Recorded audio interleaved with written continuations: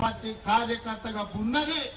అందులో భాగంగానే నేను ఏ సామాజిక వర్గమైనా నా మీద ఏ ఒత్తిడి ఉన్నా రాహుల్ గాంధీ గారు ఇచ్చిన మాటను నిలబెట్టడానికి మొదటి సంవత్సరంలోనే, అసలు వాస్తవంగా చెప్పాలంటే డిసెంబర్ 7 నాడు మనము ప్రభుత్వాన్ని ఏర్పాటు చేస్తే ఫిబ్రవరి 4, 2024 నాడే శాసనసభలో మా మిత్రుడు పొన్నం ప్రభాకర్ గారి చేత తీర్మానాన్ని ప్రవేశపెట్టి 100 రోజులు తిరగక ముందే బలహీన వర్గాల లెక్క తేల్చడానికి చట్టసభలలో తీర్మానం చేసిన చరిత్ర మా ప్రభుత్వానికి రాహుల్ గాంధీ గారి నాయకత్వం.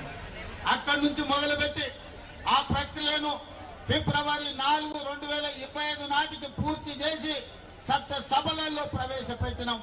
అందుకే ఫిబ్రవరి 4 తారీఖును ఈ రోజు సోషల్ జస్టిస్ డేగా ఎప్పటికీ శాశ్వతంగా జరుపుకోవాలని రాష్ట్ర ప్రభుత్వం నిర్ణయం తీసుకొని ఫిబ్రవరి 4ను సోషల్ జస్టిస్ డేగా ఈ రోజు మనం నిర్ణయించుకున్నాం. మిత్రులారా, ఇవాళ మీరు ఆలోచన చేయండి. ఆనాడు తెలంగాణ ఉద్యమం జరిగిందే ఉద్యోగాల కోసం, ఉపాధి కోసం. తెలంగాణ రాష్ట్రం ఏర్పడిన తర్వాత ప్రభుత్వంలో ఉన్న ఉద్యోగ ఖాళీలను భర్తీ చేయమని విద్యార్థులు, నిరుద్యోగ యువకులు గల్లీ నుంచి ఢిల్లీ వరకు కొట్లాడి, కానీ ఆనాడు అధికారంలో ఉన్న ముఖ్యమంత్రి అయిన కుమారుడు ఉద్యోగ నియామకాలు చేపట్టలేదు. ఎన్ని పోరాటాలు చేసినా, ఎంతమంది పిల్లలు కొట్లాడినా, ఎంతమంది పిల్లలు ప్రాణాలు ఇచ్చినా ఆనాడు అధికారంలో ఉన్న వాళ్లకు చెవికెక్కలేదు. అందుకే ఎన్నికల సందర్భంగా పాదయాత్ర చేసినప్పుడు నేను తెలంగాణ నిరుద్యోగ యువకులకు ఒక మాట చెప్పిన, ఇక మీరు ఉద్యోగాలు ఇవ్వండి అని అడగకండి, తండ్రి కొడుకుల ఉద్యోగం ఊడగొట్టండి, మీ ఉద్యోగాలు మీ ఇంటికి వస్తాయని ఆనాడు నేను చెప్పిన. ఆ మాట ప్రకారం తెలంగాణలో ఉన్న యువకులు తండ్రి కొడుకుల ఉద్యోగం ఊడగొడితే సంవత్సరం తిరిగే లోపల 59,000 ప్రభుత్వ ఉద్యోగ నియామకాలు చేపట్టి మా ప్రభుత్వం చిత్తశుద్ధిని నిరూపించుకున్నది. మరి ఇవాళ మిత్రులారా, బలహీన వర్గాల కోరిక అసంబద్ధమైన కోరిక కాదు. బలహీన వర్గాల కోరిక సంబద్ధమైన కోరిక. ఈ రోజు మీది ధర్మమైన కోరిక. ఒక ధర్మమైన కోరిక నెరవేర్చడానికి ప్రభుత్వాలు ముందుకు రావాలి, బాధ్యత తీసుకోవాలి.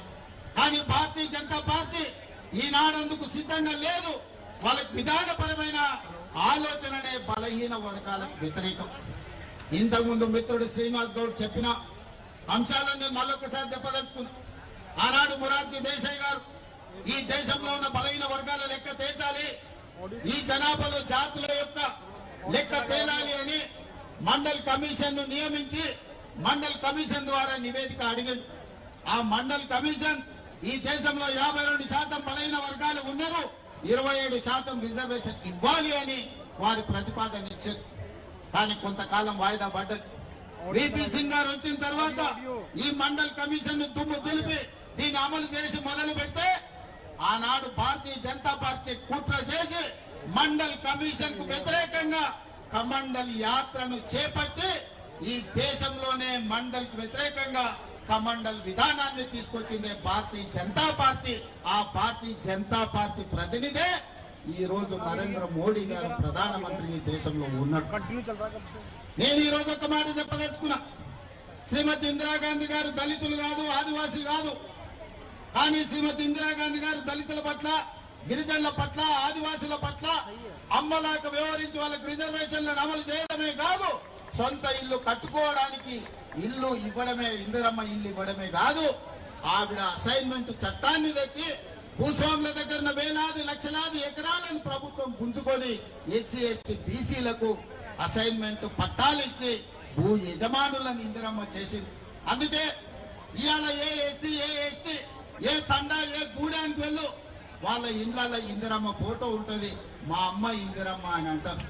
చిత్తశుద్ధి ఉండాలి, చేయాలన్న సంకల్పం ఉండాలి. అందుకే ఇందిరమ్మ ఈ రోజు దళితులకు, గిరిజనులకు కాదు. ఇవాళ మిత్రులందరూ చెప్తున్నారు భారతీయ జనతా పార్టీ ఈ విధానానికి బీసీలను బలపరచాలన్న ఆలోచనకు వ్యతిరేకము.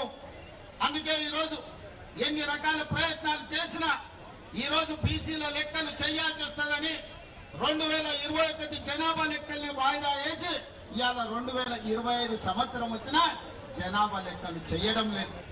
ఎందుకంటే రాహుల్ గాంధీ గారు డిమాండ్ చేసిండ్రు ఈసారి జనాభా లెక్కలల్లా కులగణన జరగాలి, జనగణనతో పాటు కులగణన జరగాలి, ఆ నివేదిక ప్రకారమే రిజర్వేషన్లు పెంచాలి అని. అందుకే ఈరోజు బీజేపీ కుట్ర చేసి జనగణనను వాయిదా పెట్టుకుంటూ వస్తుంది. ఇది మనందరికీ తీర నష్టం. ఇది ఒక బలహీన వర్గాల సమస్య కాదు, ఇది బహుజనుల సమస్య. బహుజనులందరూ ఏకమై లెక్కలు తేలుస్తేనే తప్ప, మీ లెక్క పక్కాగా ఉంటే తప్ప మీకు ఉద్యోగ ఉపాధి, అదే విధంగా రాజకీయ రిజర్వేషన్లు పెరగవు. అందుకే మిత్రులారా, మనం అక్కడ గల్లీ నుంచి సంఘాలతో మాట్లాడినాం, సంస్థలతో మాట్లాడినాం, ప్రజా ప్రతినిధులతో మాట్లాడినాం, ప్రభుత్వం చర్చలు చేసింది, నివేదికలు తెప్పించింది, జనగణనలో కులగణన చేసింది. మొత్తం లెక్కలు తేల్చి తెలంగాణ రాష్ట్ర ప్రభుత్వం బలహీన వర్గాల లెక్క 56.36% అని ఇవాళ లెక్క తెల్చిన రాష్ట్రం ఈ దేశంలోనే మొట్టమొదటి రాష్ట్రం తెలంగాణ రాష్ట్రం అని చెప్పి నేను ఈ సందర్భంగా తెలియజేస్తున్న మిత్రులారా, ఇవాళ ఏ రాష్ట్రంలో